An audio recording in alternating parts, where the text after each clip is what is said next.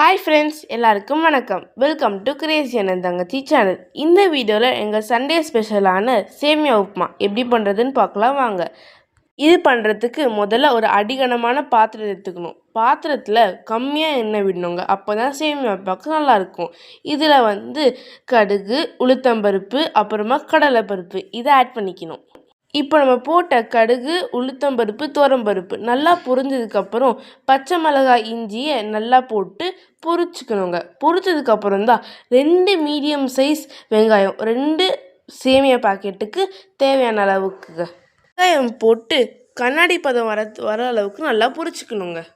இப்போ இந்த வெங்காயம் கண்ணாடி பதம் வந்ததுக்கப்புறம் கொஞ்சம் சீரகமும் கொஞ்சம் பெருங்காயத்தூள் ஆட் பண்ணி நல்லா கலரி விட்டுக்கோங்க.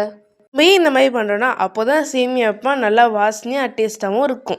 இப்போ நம்ம போட்ட எல்லாம் நல்லா புரிஞ்சதுக்கப்புறம் கொஞ்சம் மஞ்சள் தூள் போட்டுக்கணுங்க. மஞ்சள் தூள் போட்டு நல்லா கலரி விட்டுக்கலாம்.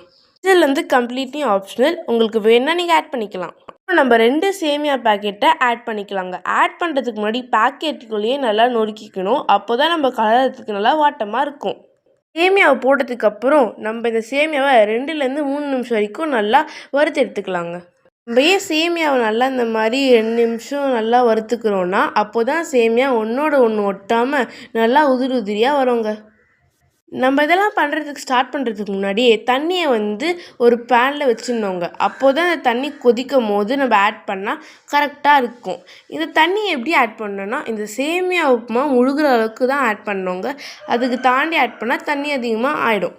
நம்ம தண்ணி ஊற்றினதுக்கப்புறம் முதல்ல கடாயை சிம்மில் வச்சுட்டு அப்புறமா நம்மளுக்கு எவ்வளோ தேவையோ அவ்வளோ உப்பு நம்ம ஆட் பண்ணி நல்லா கலரி விட்டுக்கலாங்க. ஃபஸ்ட்டே ஆட் பண்ணால் சேமியாக்குள்ளே போய்ட்டு உப்பு தங்கிடும், சாப்பிட்றதுக்கு அவ்வளோவா நல்லா இருக்காது. அதனால தான் நம்ம இந்த மாதிரி பண்ணுறோம்.